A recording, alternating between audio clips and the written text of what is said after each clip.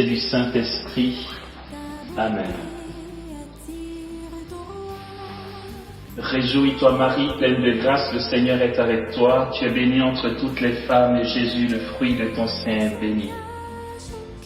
Sainte Marie, Mère de Dieu, prie pour nous pauvres pécheurs, maintenant et à l'heure de notre mort. Amen.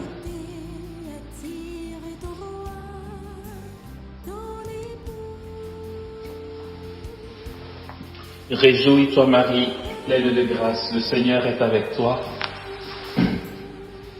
Tu es bénie entre toutes les femmes, et Jésus, le fruit de ton sein, est béni. Sainte Marie, Mère de Dieu, prie pour nous pauvres pécheurs, maintenant et à l'heure de notre mort. Amen. Réjouis-toi Marie, pleine de grâce, le Seigneur est avec toi.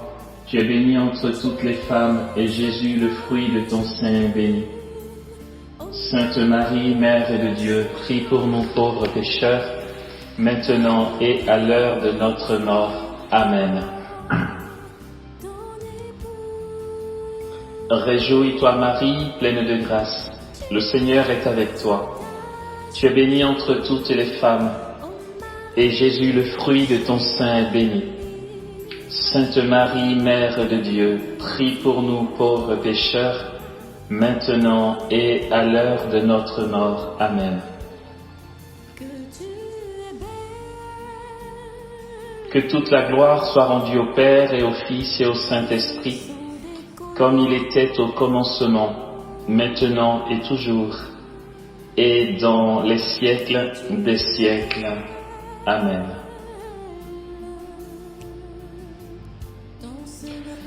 Salut Reine, Mère de miséricorde, notre vie, notre joie, notre espérance, salut. Enfants d'Ève exilés, nous crions vers toi. Vers toi nous soupirons, gémissant et pleurant dans cette vallée de larmes. Ô toi, notre avocate, tourne donc vers nous ton regard de miséricorde.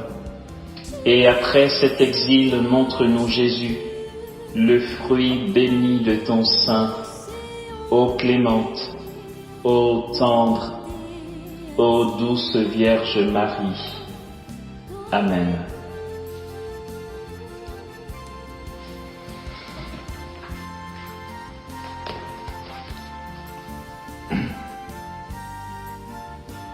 Je nous propose de partir d'un texte tiré du livre des psaumes. C'est le psaume 45, selon la traduction de la Bible de Jérusalem, ou 44 pour d'autres traductions. Le Seigneur nous dit ceci dans sa parole. Mon cœur a frémi de paroles belles. Je dis mon œuvre pour un roi. Ma langue est le roseau d'un scribe agile. Tu es beau, le plus beau des enfants des hommes. La grâce est répandue sur tes lèvres. Aussi tu es béni de Dieu à jamais. Ceins ton épée sur ta cuisse, vaillant, dans le faste et l'éclat, va, chevauche, pour la cause de la vérité, de la piété, de la justice. Tends la corde sur l'arc, il rend terrible ta droite. Tes flèches sont aiguës, voici les peuples sous toi. Ils perdent de cœur les ennemis du roi. Ton trône est de Dieu pour toujours et à jamais.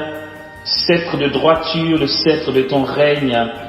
Tu aimes la justice et tu aimes l'impiété.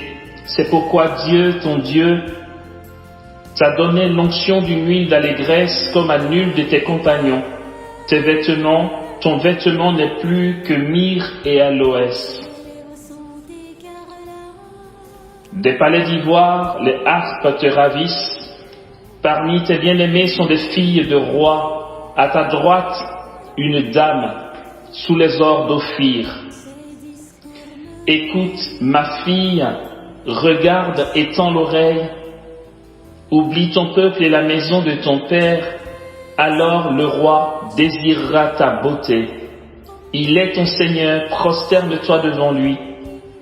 La fille de Tyr, par des présents, déridera ton visage, et les peuples les plus riches, par mains joyeuses serties d'or. Vêtue de brocart, la fille de roi est amenée au-dedans, vers le roi. Des vierges la suivent. On amène les compagnons qui lui sont destinés. Parmi joie et liesse, elles entrent au palais du roi. À la place de tes pères te viendront des fils. Tu en feras des princes par toute la terre. Que je fasse durer ton nom d'âge en âge. Que les peuples te louent dans les siècles des siècles. Amen. Seigneur, tu es le seul, l'unique, capable. Seigneur, tu es notre accomplissement, notre réalisation. En toi se trouve la version parfaite de nous-mêmes, car tu es le seul parfait. C'est en toi que tout est possible. C'est de toi que nous recevons la vie, le mouvement et l'être. C'est de toi que jaillisse toute œuvre qui tend à l'avènement de ton règne et à ta venue en gloire. Tu es le seul capable, le seul en qui nous nous mettons, en qui nous avons confiance, le seul en qui nous nous remettons, pour que tu sois dans ton infinie puissance, le seul acteur de l'œuvre qui témoigne de ta gloire et de ta sainteté. Seigneur, ce jour, nous te le donnons et nous te le consacrons pour ce qu'il en reste. Ce moment, nous le faisons basculer en toi. Seigneur, nous plongeons dans ta présence et nous plongeons ce moment en toi, dans ta grâce et dans ta gloire. Que cette parole te soit donnée, qu'elle te soit offerte, qu'elle te soit consacrée, que ce que nous allons entendre maintenant, partager maintenant, soit mu par le mouvement du Saint-Esprit, par sa célébration, par son jaillissement, par son infinie puissance, lui qui déploie en nous la grâce de la sainteté, car il achève dans l'Église toute sanctification. Bénis chacun de mes frères et sœurs avec moi ici. Bénis chacun d'entre nous, chacun de nos cœurs, chacune de nos vies, ce que nous portons, ce que nous t'apportons, ce que nous te livrons de nous-mêmes, et ce que nous avons peur de te dire, de te livrer, de t'exposer. Que tout soit sous ton contrôle, sous ton autorité. Avec Marie notre Mère, que nous accueillons, le cœur grand ouvert, nous te demandons de manifester au milieu de nous ce soir, selon ton cœur, l'abondance de ta grâce, l'abondance de tes bénédictions. Seigneur, gloire à toi et puissance à ton nom.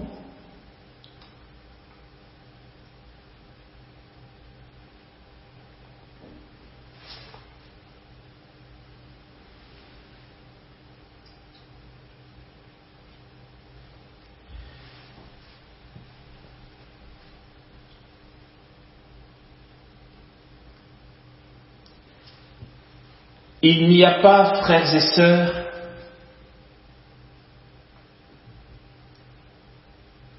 de réelle croissance dans la connaissance du Christ si à un moment nous ne réalisons pas l'incontournable présence de notre Mère du ciel. Aussi, autant le salut est une grâce, autant le salut est une initiative divine, don de Dieu, autant la conscience de la présence de Marie dans l'histoire du salut et son rôle est une grâce, un pur don de Dieu, afin que nul n'aille se glorifier devant Dieu et que nous, chrétiens catholiques qui accueillons Marie comme notre mère, nous n'allions pas croire dans une illusion que nous méritons d'avoir Marie, de prendre Marie chez nous comme mère, pour ne pas que nous ayons l'illusion de ce mérite et de nous croire mieux que ceux qui ne croient pas en elle.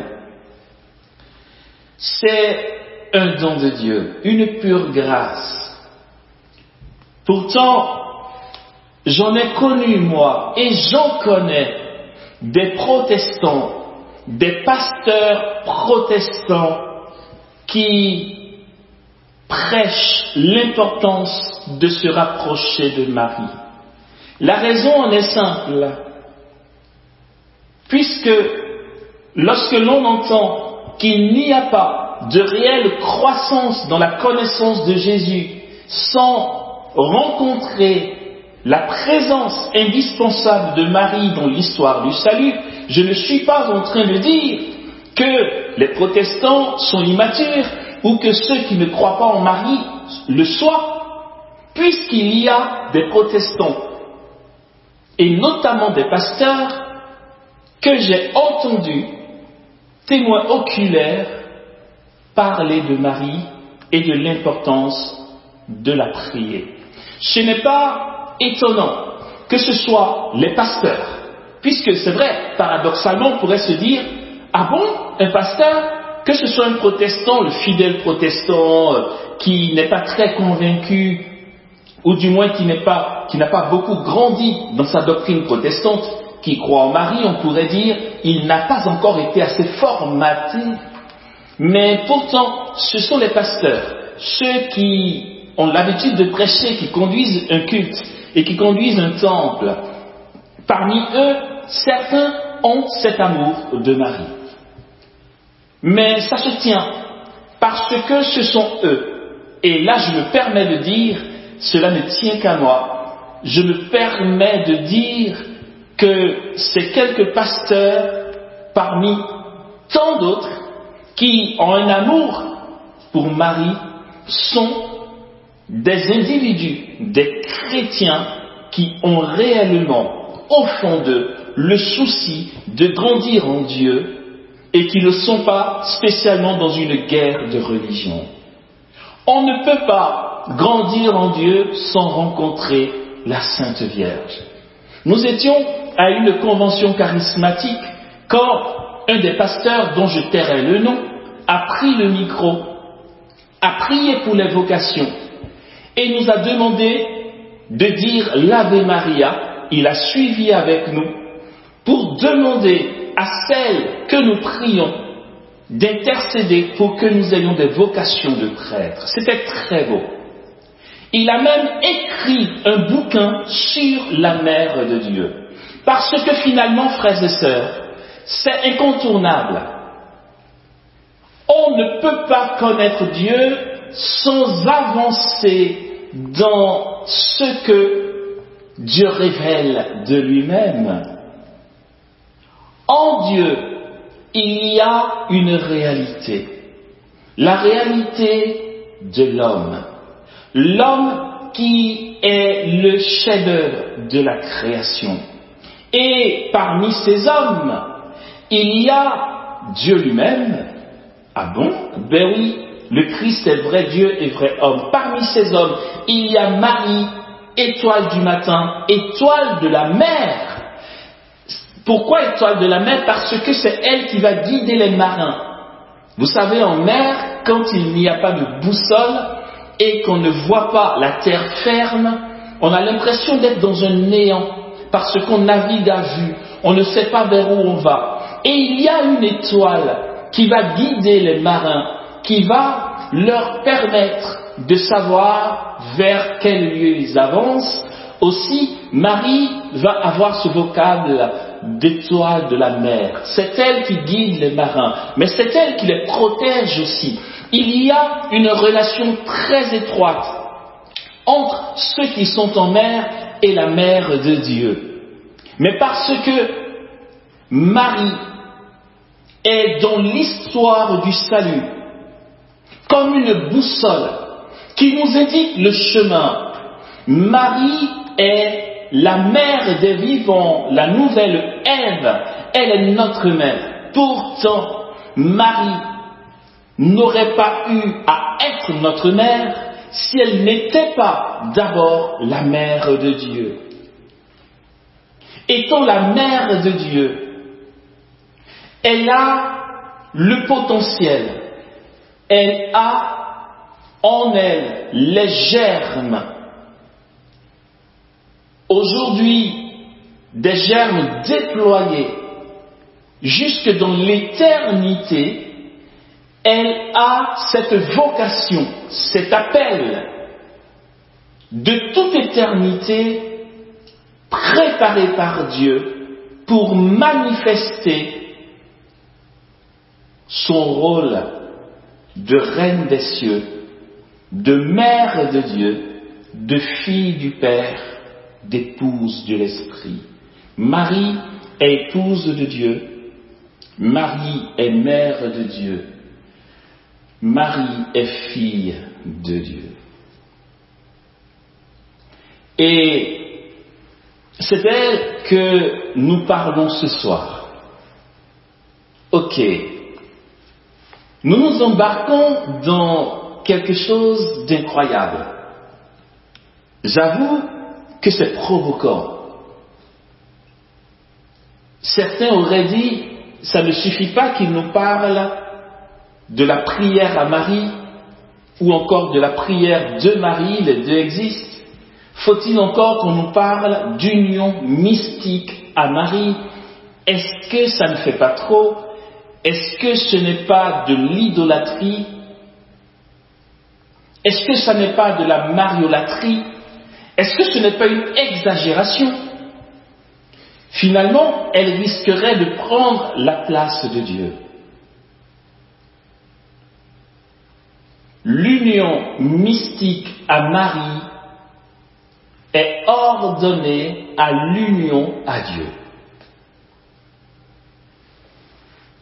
Dans cette expression qui vient d'un père de l'Église, bien sûr, et qui constitue aussi le titre d'un bouquin dont on parlera plus tard, dans cette expression, il y a une forme de pléonasme.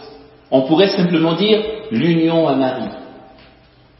On dit union mystique à Marie. C'est tout un programme. Je me suis dit, ok, purée, c'est vrai, il y a un bouquin qui a été écrit, je viens de le dire, on en parlera. Ce bouquin fait 300 pages, et comment, selon la doctrine de Saint Louis-Marie Grignon de Montfort, comment venir à l'essentiel en parlant à mes frères et sœurs ce soir, quoi qu'il y ait tout un univers à découvrir dans cette réalité de l'union mystique à Marie. L'union mystique à Marie est donc ordonnée à l'union à Dieu, puisque cette union à Marie n'est pas une fin en soi. Ce serait une dérive, là pour le coup, de parler d'union mystique à Marie comme finalité, serait une dérive. Ok.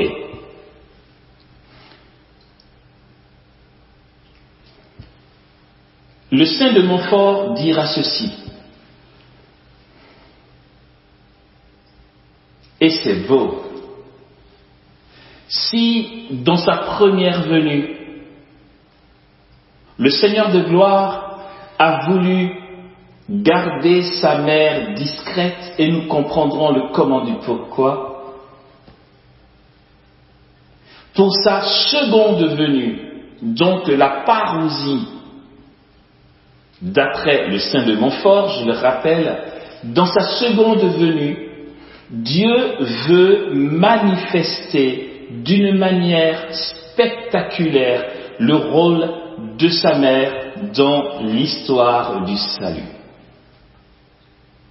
Aussi va-t-il dire, Marie se manifestera de manière inhabituelle lorsque nous serons dans les temps de la fin. Elle est au cœur du mystère du salut. L'économie du salut inclut d'une manière étroite la présence maternelle de Marie. Au cœur de la Trinité, il y a ce dessein d'amour de Dieu qui est de manifester le rôle de la reine. Dieu a-t-il besoin d'une reine? Comme il se suffit en lui-même et que dans le ciel, il est le roi. Il est sur le trône. C'est le roi qui est sur le trône. Quand dans le ciel, il est le roi, a-t-il vraiment besoin d'une reine? Or, frères et sœurs, il est important que nous le sachions. Poser la question de cette manière peut nous conduire à une réponse erronée et la raison la voici. C'est que Dieu ne s'est pas dit « Ah tiens, je suis le roi, ça manque un peu de présence féminine ici, je vais décider que Marie soit reine. » Ou encore, on pourrait penser qu'il se soit dit « Elle m'a tellement glorifié par sa vie, son obéissance, son fiat sur la terre, que, allez, je décide qu'elle soit reine des cieux. » Non, ce n'est pas possible que la réalité soit telle. Et je sais que je ne me trompe pas à cause de ce que Dieu est lui-même, à cause de la réalité de Dieu lui-même. Ce n'est pas à un moment, et c'est super important, et il est important que nous le réalisions, que nous le retenions et que nous l'enseignions, que nous le proclamions, afin que le rôle de Marie soit pour nous intégré une fois pour toutes. Il est important de savoir que ce n'est pas à un moment du temps ou de l'éternité que Dieu ait décidé d'inventer qu'il y ait une reine comme par fantaisie. Il se dit ce serait bien les gars, parlant du Fils et de l'Esprit. Le Père aurait dit qu'est-ce que vous en pensez? Et si Marie était reine des cieux, ça pourrait être fun, n'est-ce pas? Parce que franchement, au moins elle serait maîtresse de maison, comme si c'était une idée qui avait surgi à un moment. Mais non, frères et sœurs. Et c'est ce qui est super important dans notre union à Dieu lui-même. On ne peut pas, pour grandir dans la présence de Dieu, on ne peut pas faire fi du rôle de Marie. C'est un ensemble, c'est un paquet, frères et sœurs. Le mystère du salut inclut de manière étroite et, je dirais, indispensable, inévitable, la présence de la reine. Pourquoi ce n'est pas une idée nouvelle de Dieu? Parce qu'en Dieu, il n'y a pas d'idée nouvelle. Non. Non. Je tiens de Saint Augustin qui dit que s'il y avait une nouveauté en Dieu, il ne serait plus Dieu. D'accord? En Dieu, il n'a pas d'idée nouvelle. Tout ce que Dieu fait dans l'économie du salut, en tout cas, tout ce qu'il fait est phénomène. Tout ce que Dieu manifeste est phénomène. C'est-à-dire, quand on dit phénomène, c'est faire voir quelque chose, manifester quelque chose. Mais pour que ce soit un phénomène, il faut que cette réalité existe déjà. Et qu'à un moment, Dieu décide de la manifester. Phénomène. Faire voir ce qu'on ne voyait pas. Phanorasis en grec, phénomène. La royauté de Marie, en tant que reine des cieux, est un phénomène, est une réalité qui existait en Dieu depuis toujours. Redisons-le nous, redisons ça d'une autre manière, frères et sœurs. En fait, Marie, reine des cieux, a toujours été reine des cieux dans l'éternité de Dieu. Quand Dieu voyait Marie, cette petite fille de Nazareth, il voyait la reine des cieux, il voyait la reine immaculée de l'univers. Et lorsque l'ange Gabriel vient, il se prosterne avec révérence, avec respect, parce qu'il sait qui est cette femme, tabernacle, préparée par Dieu, disposée par lui pour être mère de Dieu, préparée pour porter celui qui a la plénitude, non pas porter Dieu dans une version atténuée de Dieu. Il la salue avec révérence, respect et prosternation parce qu'il est devant la reine des cieux, quoiqu'elle ait eu 15 ans au moment de l'annonciation. L'ange se prosterne parce qu'il était devant le trône divin. Elle a porté en elle celui qui porte tout. Elle a porté en son sein celui que l'univers entier ne peut contenir. Elle a porté en elle celui en qui habite corporellement toute la plénitude de la divinité. Sans aucun déclin, avec tout son éclat, dans cet ordinaire de la vie, et Thérèse de Lisieux dira, Seigneur, c'est dans l'ordinaire de ma vie que je découvre l'extraordinaire de ta vie. Ce n'est pas parce qu'il n'y a pas de lumière apparente que Dieu est un peu moins plénier qu'au ciel.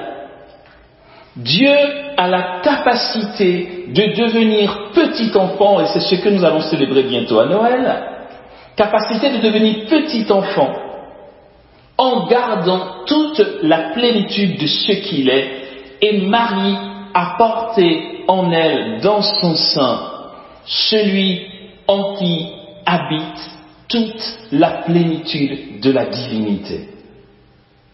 Et dans l'histoire du salut, Marie a toujours été présente.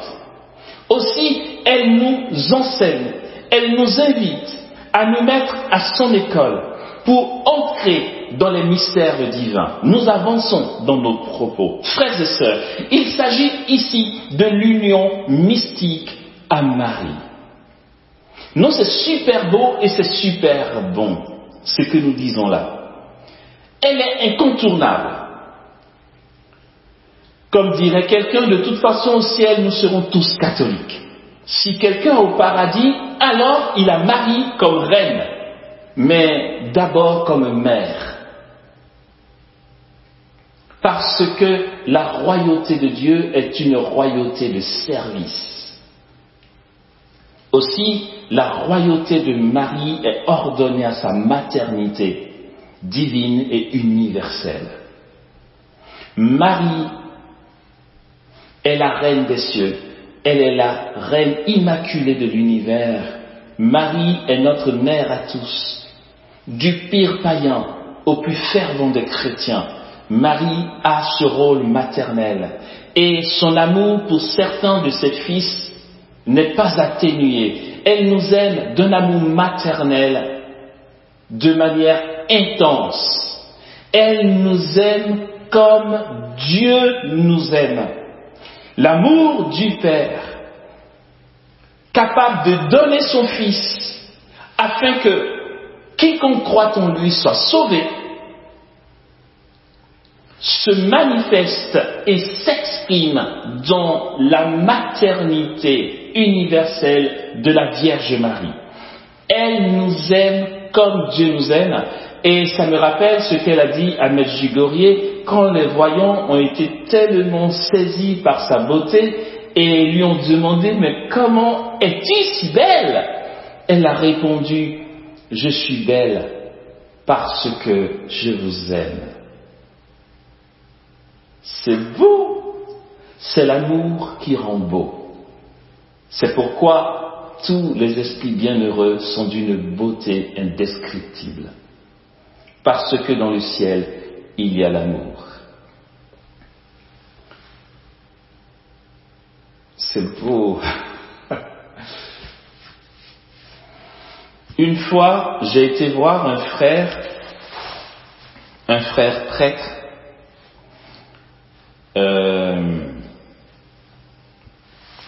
lui faire un coucou parce que,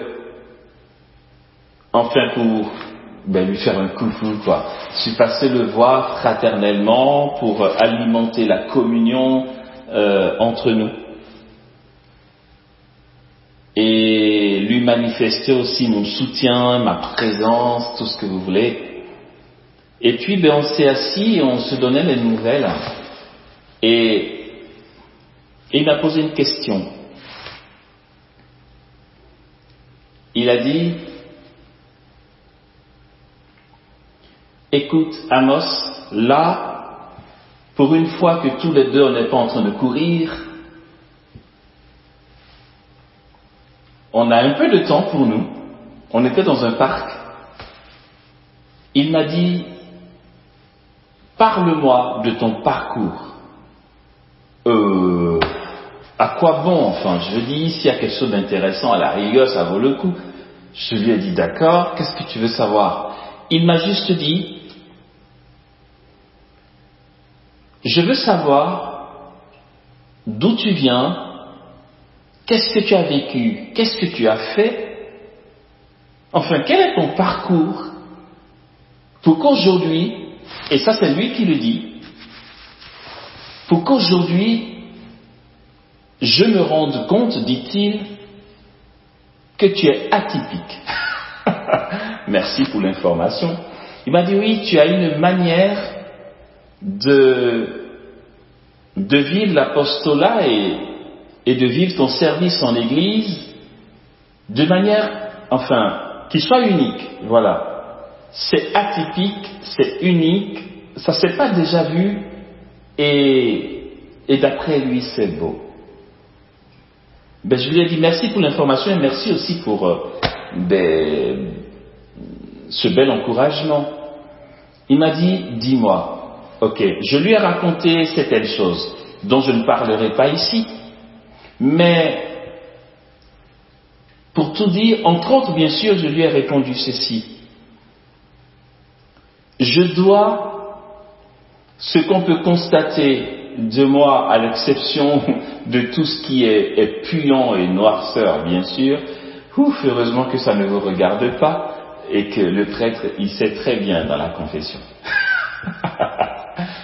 Je dois, ma pauvre personne, à l'Immaculée.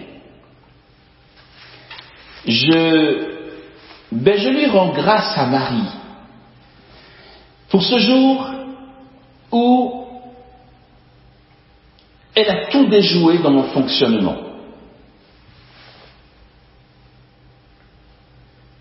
J'ai rencontré Jésus à 17 ans et tout de suite, j'ai été au renouveau charismatique de ma paroisse et je débarquais dans le milieu du renouveau charismatique, je découvrais les charismes, la manifestation du Saint-Esprit, l'effusion du Saint-Esprit, la prophétie, la parole de connaissance immédiate, la prière en langue, la prophétie en langue, la xénoglossie, la glossolalie. Je découvrais tout ce bel univers et j'en étais fasciné et ça me faisait trop envie. Alors, je voulais tellement grandir en Dieu, mais dans l'intimité, au Saint-Esprit particulièrement, et être truffé de charisme, que je prenais les moyens pour invoquer le Saint-Esprit, je prenais les moyens pour prier de longues heures, parce que celui que je considérais comme étant mon référent, mon modèle de vie charismatique, j'ai checké auprès de lui et il m'a dit le temps d'heures de prière qu'il a par jour, et moi, j'en faisais le double, pour être sûr que je vais être aussi charismatique que lui. Et donc, aussi jeune que j'étais, je veux dire, de fil en aiguille, je rencontre Dieu à 17 ans, je rentre au renouveau charismatique, autour de mes 18-19 ans, je prends les moyens. Déjà, à cet âge-là, avec permission de ma mère, j'avais droit d'aller prier devant le tabernacle de mon église toute la nuit. Je le faisais tous les mardis, de mardi à mercredi.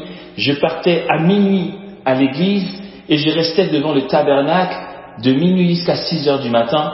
Le gardien me connaissait par cœur.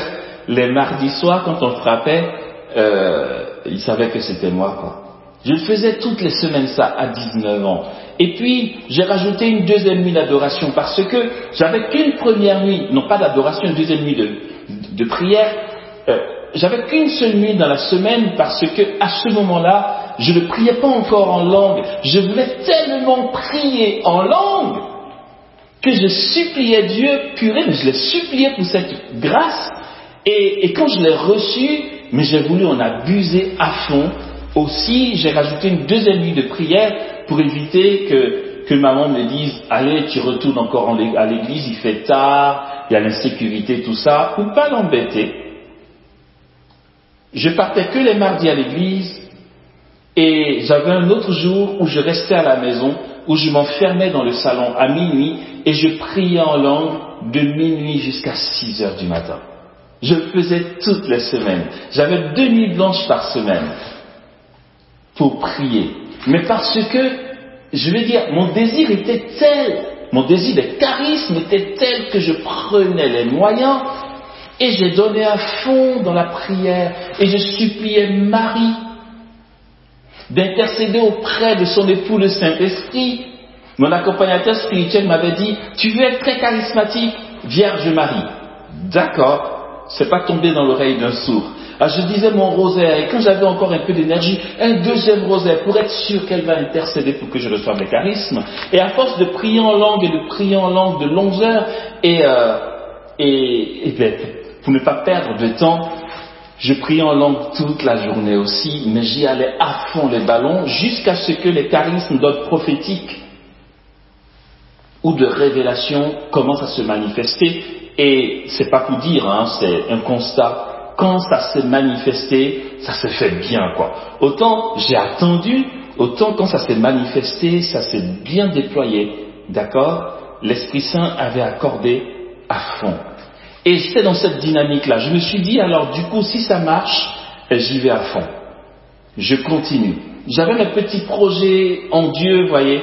Je vais faire ci, je vais obtenir ça, je souhaite devenir tant et tel, un grand prédicateur et tout. Et puis je raconte ça parce que je rends grâce à Marie qui a débarqué au cœur de ce zèle de jeunesse. Mais qu'est-ce qu'on appelle un zèle de jeunesse? Là-dessus, je souhaite ne jamais vieillir dans l'ardeur. Ne vieillissons jamais. Au contraire, devenons de plus en plus amoureux de Dieu. Passons du zèle à l'ardeur et de l'ardeur à la folie. Plus nous avançons. Au cœur donc de ce zèle du haut de mes 19-20 ans, alors que j'étais encore en prière, et dernièrement ma grande sœur me le racontait, elle me le rappelait, j'étais chez maman à manger, et puis elle me disait « Purée, mais qu'est-ce que tu nous as fatigués, toi ?»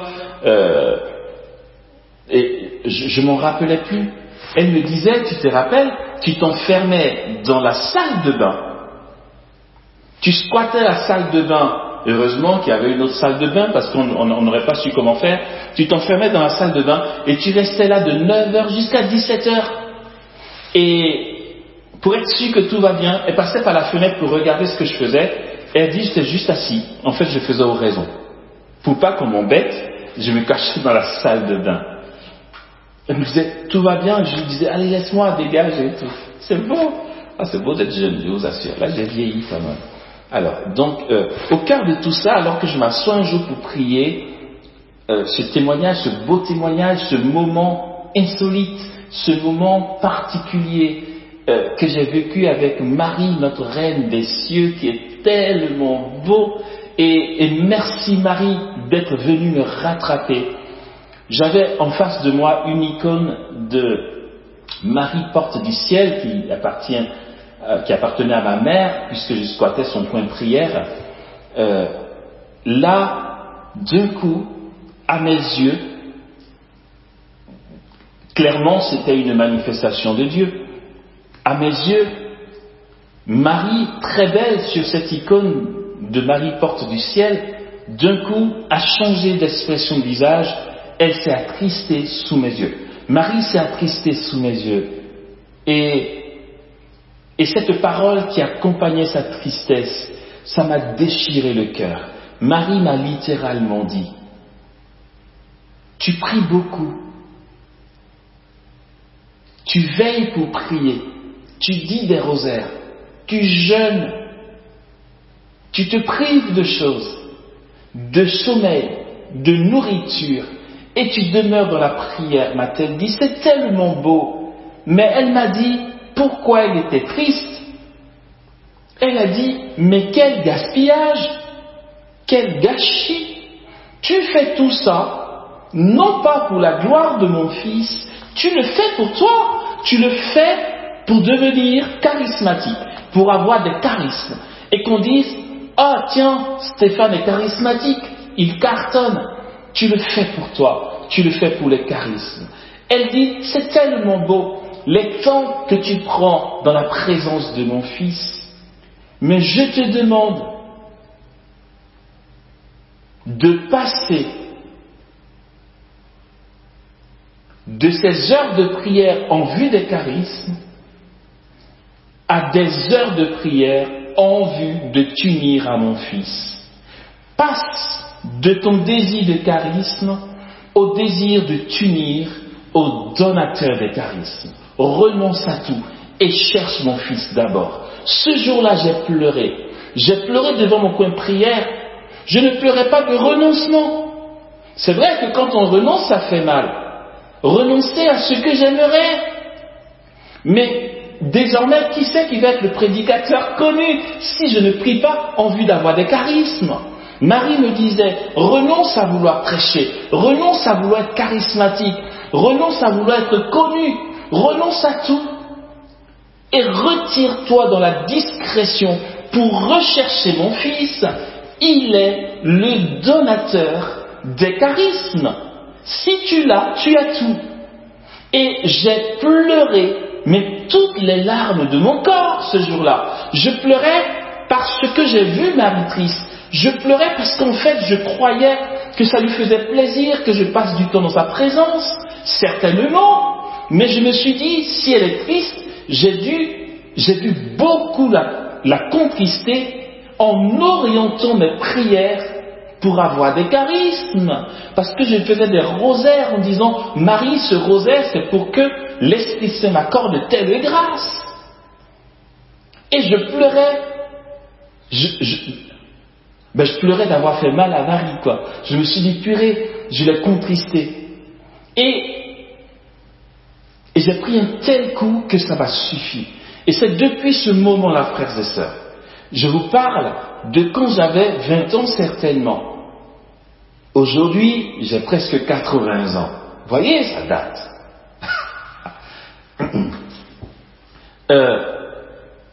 Depuis ce moment-là, et ça coïncidait avec la retraite qui venait d'être proposée par la communauté des béatitudes, retraite de consécration à Marie, de la communion Marie-Reine de la paix. Ça venait à peine de sortir. Aussi, en Côte d'Ivoire, j'ai fait partie des tout premiers consacrés de la communion Marie-Reine. Je peux citer quelques noms, nous étions une petite bande, certains qui étaient à Sainte-Thérèse de Marcory et d'autres qui étaient à Saint-Marc des Trois-Rouges. Nous sommes allés ensemble, en convoi, ici à la communauté des Béatitudes, pour faire notre consécration après les 33 jours de consécration à Marie. Ça coïncidait. Et là, avec la retraite de la communion marienne de la paix, qui nous confrontait au message de Maître Judorier, mais j'ai vraiment été imprégné de cette gratuité dont a besoin notre Mère du Ciel, que Dieu nous demande afin de nous combler. Depuis ce moment-là, frères et sœurs, depuis l'instant où j'ai fait ma consécration à Marie, à la Trinité Sainte par les mains de Marie, j'ai arrêté de prier pour moi. J'ai arrêté de demander des charismes. Et j'ai renoncé au charisme.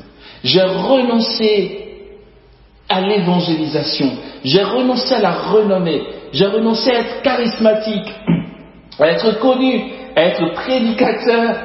J'ai choisi dans mon cœur la petite voix, la discrétion. Ni vu, ni connu. Là est né en moi un amour, Jésus. Je veux rester dans l'ombre, mais dans cette ombre, je veux prier plus qu'avant. Je veux, pardon pour le mot, mais je veux me détruire dans la prière. Ni vu ni connu, juste pour ta joie. C'est la Sainte Vierge qui me l'a appris. C'est elle, à son école, qui a mis ce goût dans mon cœur. Elle m'a dit, renonce à tout et cherche mon fils. Et puis, frères et sœurs, c'est ce que j'ai fait. Pendant de longues années, je me cachais pour m'abîmer dans la prière. Et je ne demandais rien. J'allais jusqu'à dire à Jésus, je ne suis même pas là pour te trouver. Je suis là pour ta joie. Point. Je veux juste prier de longues heures, plus que quand j'avais 19-20 ans. Je veux en faire plus, juste pour ta joie. C'est Marie qui m'a appris ça. Et on pourrait dire, mais attends, pourquoi cette docilité à Marie?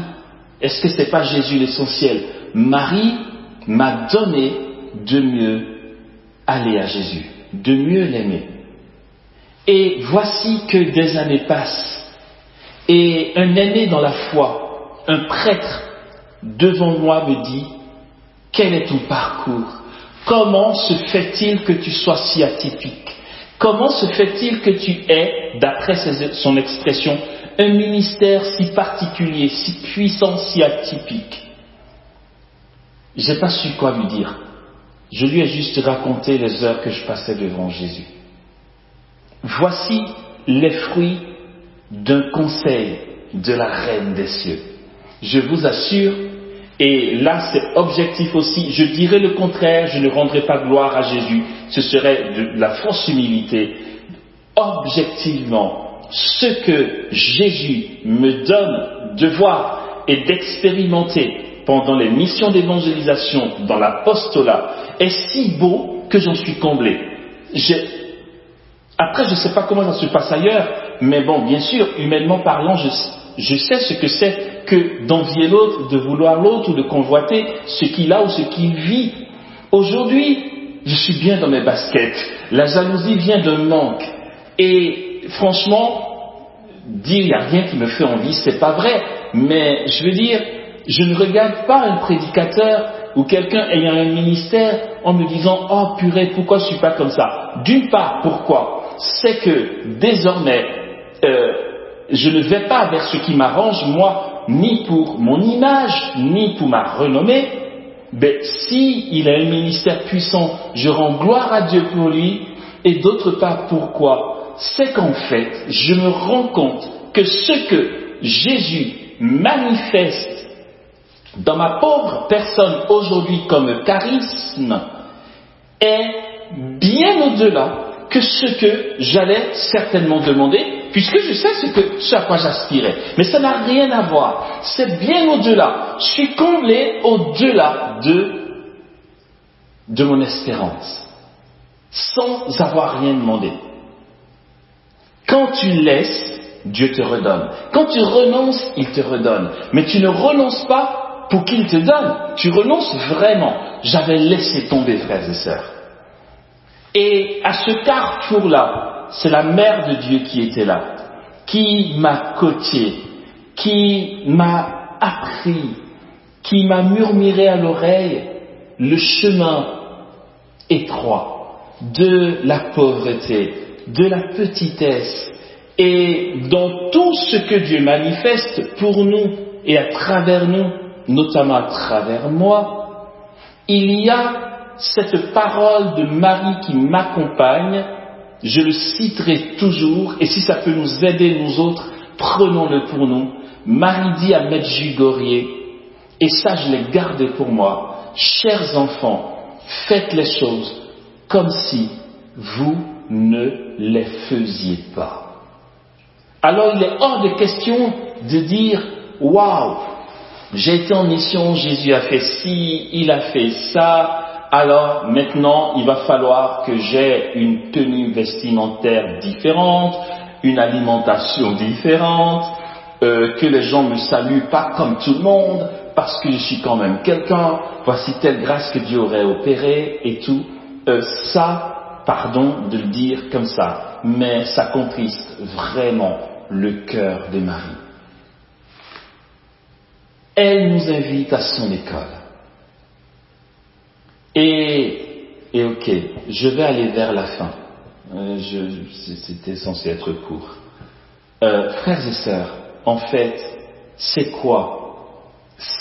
Oh purée, c'est tellement beau, c'est puissant. C'est quoi cette union mystique à Marie? En quoi consiste-t-elle? J'ai pas arrêté de dire que de manière indispensable, nous croiserons Marie tant que nous avons à cœur de grandir dans l'union à Dieu. Il n'y a pas d'âme soucieuse de grandir dans la connaissance de Dieu qui n'aime pas Marie à un moment. Je vais me risquer de dire que si certains prétendent dire qu'à aucun moment ils n'ont pris conscience du rôle de Marie, là je me risque de dire, et je parle pour moi, alors vous vous prêchez vous-même, ou vous soignez votre propre image. Vous faites peut-être de l'apostolat un business. Ça ne va pas beaucoup bien loin. Mais si réellement c'est l'amour de Jésus qui nous saisit, on rencontre Marie forcément.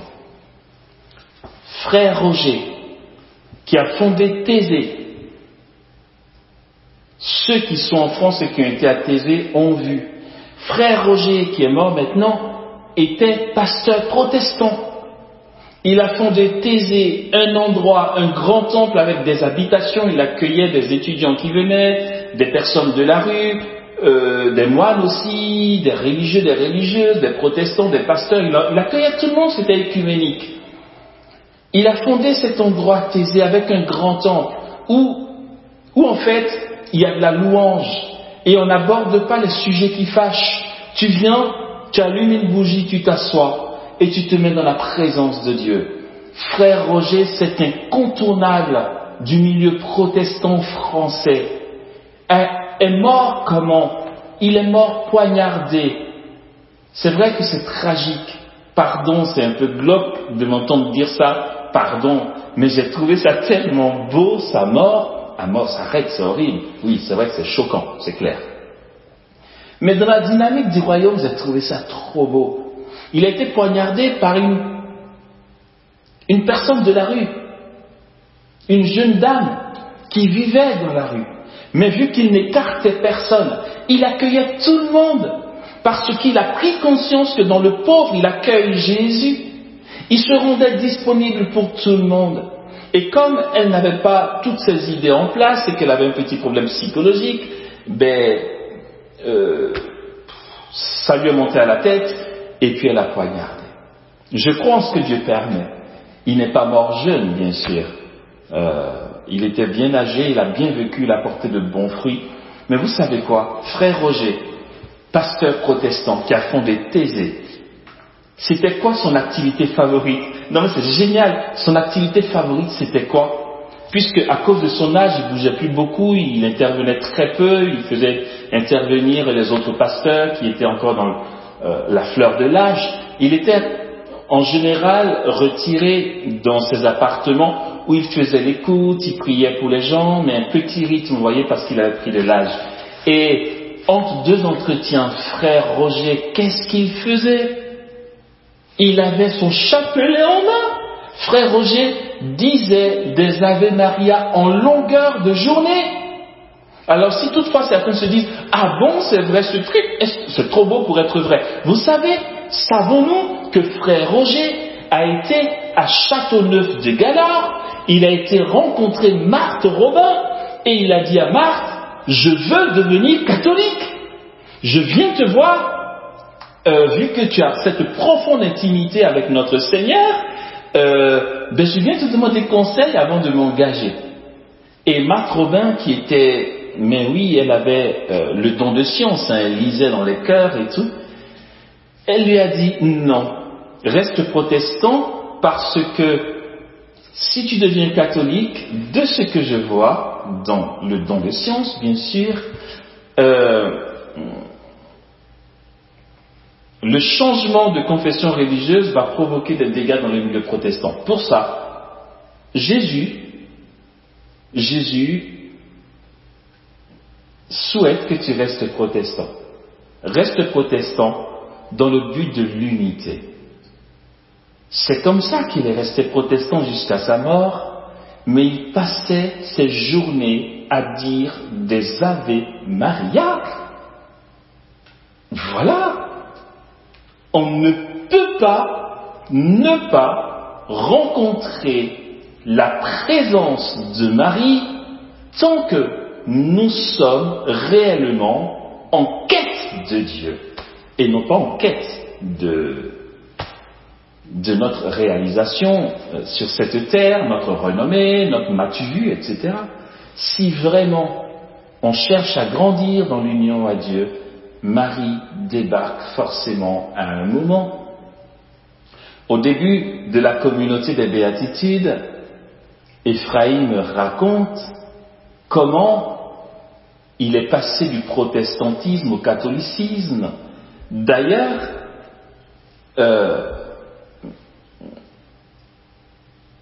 il avait lui aussi posé la question à Marthe Robin et elle lui avait dit « Toi, oui, tu peux devenir catholique, le Seigneur t'y attend. Frère Roger, non, tu restes là-bas, Jésus te préfère là-bas, dans le sens de l'unité. » Et donc, dans son parcours vers le catholicisme, il a rencontré Marie à un moment. On ne peut pas ne pas la rencontrer. Elle est au cœur du mystère du salut.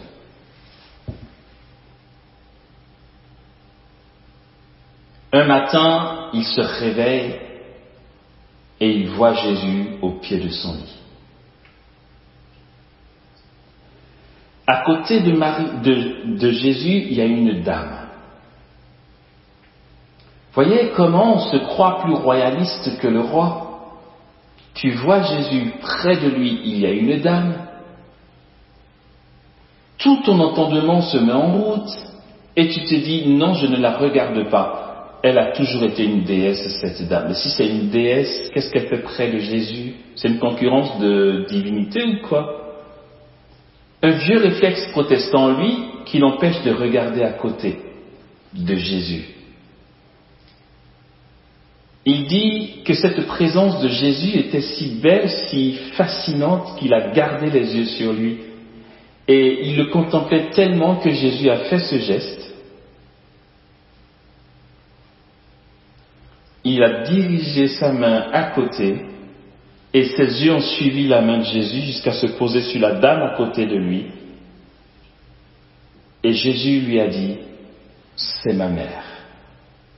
Ça a été sa rencontre avec Marie, puisqu'il dira, il en témoigne dans les pluies de l'arrière-saison, qui parle des débuts de la communauté des béatitudes.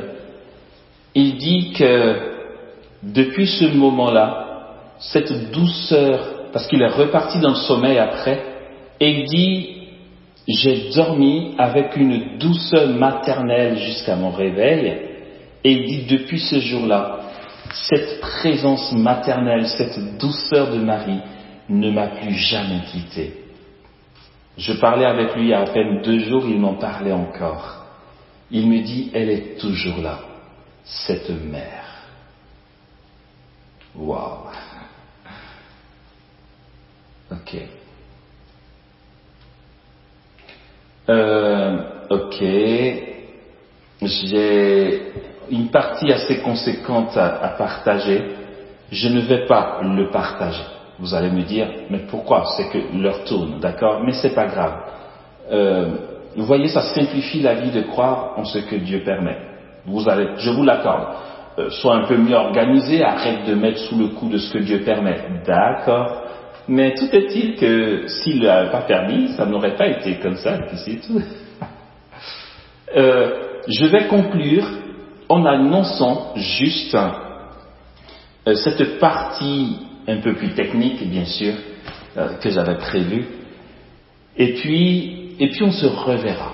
Du coup, Abraham, tu m'entends, les organisateurs de la convention, je veux voir Dieu, retenez que je nous propose une autre date pour la deuxième partie donc de ce topo Union mystique à Marie. Mais pour l'instant, je l'annonce pour conclure. Frères et sœurs, voici comment il nous faut nous orienter dans la docilité, dans la pauvreté, dans la confiance, dans l'abandon entre les mains de Marie, dans cette union à son cœur. Et d'ailleurs, cette partie technique aurait fait cas de l'importance de demeurer en Dieu et de l'importance, là pour le coup je suis en mode marketing, du parcours je veux voir Dieu, de la durée dans sa présence. C'est que frères et sœurs, l'union mystique à Marie ne va pas sans... Désolé, pardon, mais c'est pas moi qui l'invente, et puis de toute façon je ne peux pas ne pas le dire. Ce serait dommage puisque c'est un pur essentiel. L'union mystique à Marie est ordonnée à l'esclavage à Marie. Aïe. Non, jusque-là, ce qu'il disait était intéressant, mais là c'est bon, là j'arrête, c'est trop. Ben oui. L'esclavage à Marie. Être esclave de l'Immaculée, c'est le Saint de Montfort qui nous en parle. L'union mystique à Marie suppose l'esclavage d'amour entre les mains de l'Immaculée. Je ne parle pas de serviteur. Un serviteur a 7 ans de congé. Il a ses ayants droit. Il a son mot à dire en ce qui concerne l'organisation de son temps. C'est basé sur un contrat de départ. L'esclave, non. L'esclave appartient à son maître. L'esclave n'a pas de congé. L'esclave, c'est l'esclave. Pardon, je vais aller très loin, mais quand tu as un esclave chez toi, c'est comme si tu avais un animal de compagnie. L'animal de compagnie n'a pas de congé. C'est violent. Mais cet esclavage à Marie est une invitation à aller à son école. L'union mystique à Marie, c'est se mettre à l'école de la Vierge Marie. Saint Louis-Marie Grignon de Montfort parle de l'esclavage à l'Immaculée. Vous entendrez certainement, parce qu'on attend toujours la permission, mais si toutefois cette permission est donnée, vous entendrez parler d'un bouquin appelé l'Union mystique à Marie. Allons-y creuser ce que dit le Saint de Montfort concernant l'esclavage d'amour entre les mains de l'Immaculée, devenir esclave de Marie. En fait, comme je le dis, c'est se mettre à son école, nous le développerons plus tard, parce que elle-même est esclave de Dieu. C'est l'esclavage d'amour. Nous parlerons la prochaine fois de cette notion d'esclavage liée à la liberté. Voyez comment c'est paradoxal. Oui, c'est un paradoxe, mais pas une contradiction. Dans l'esclavage, il y a la liberté. L'esclavage à Marie, l'esclavage pour le royaume des cieux, l'esclavage selon le Saint de Montfort inclut la notion de profonde liberté. Là, on ne comprend plus rien là, Amos, je m'en doute. Mais n'allons pas chercher plus loin. Nous ne sommes pas dans un esclavage de maltraitance. C'est un esclavage d'amour qui inclut la liberté, qui inclut l'amour. Marie elle-même est esclave. En réalité, vous savez, les francophones ont bataillé et ils bataillent encore. Dans les traductions de la Bible, il leur a été très très très difficile de traduire la réalité de ce que Marie a répondu à l'ange Gabriel. En réalité, Marie n'a pas dit « Je suis l'humble servante du Seigneur, que tout se fasse pour moi selon ta parole ». Marie a répondu « Je suis l'esclave de Dieu ». En réalité, c'est ce qu'elle a dit. À l'Annonciation, Marie a dit « Je suis l'esclave de Dieu, que tout se passe pour moi selon ta parole ». En fait, qu'est-ce que tu veux que j'ai à refuser au bon Dieu? Qu'est-ce que j'ai à dire? Quand je suis son esclave, non pas parce que Dieu est un tyran, non pas parce qu'elle est en servitude, mais parce qu'elle ne vit que pour lui. C'est la notion du Dieu unique, du Dieu seul, de Dieu seul. Qu'est-ce que nous croyons? Quand Thérèse d'Avila nous fait savoir que Dieu seul suffit, qu'est-ce que ça veut dire? Ça veut dire qu'il n'y a que lui. Dieu seul. Et qu'est-ce que tu veux d'autre? En gros, Marie aurait pu dire à l'ange Gabriel, mais qu'est-ce que tu as à attendre une réponse? Qu'est-ce que j'ai d'autre? Puisqu'il n'y a que Dieu. Lui seul suffit. Je ne vais pas me risquer de me couper de lui en disant non. Bien sûr qu'on est libre de dire non. Et dire non, c'est pas se couper de Dieu, elle est libre. Dieu la bénirait toujours.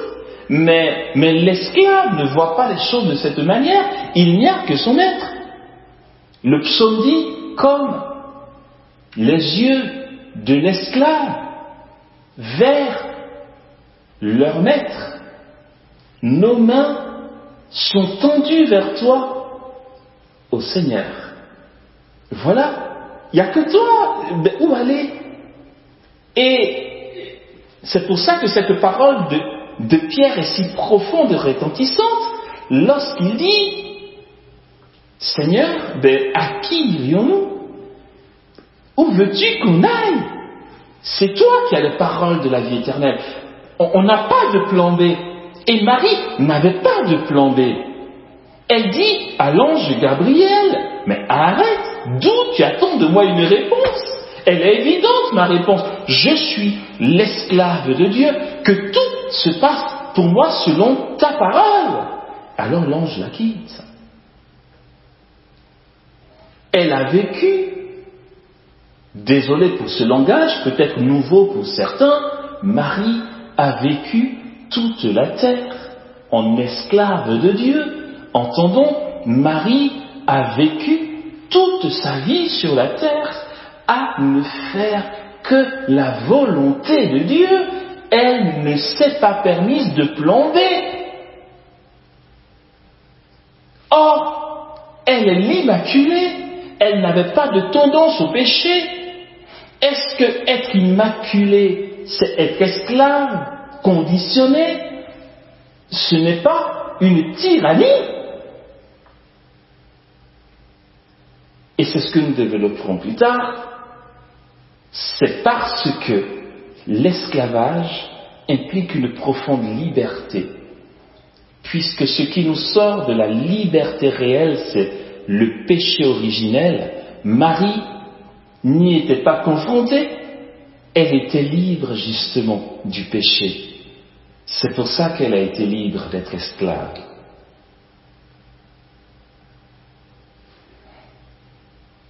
Et notre union à son cœur implique cet esclavage d'amour pour elle. Être esclave de Marie, c'est se mettre à son école. C'est nous laisser enseigner, nous laisser guider, nous laisser mener pour qu'elle nous apprenne l'attitude juste pour être réceptacle,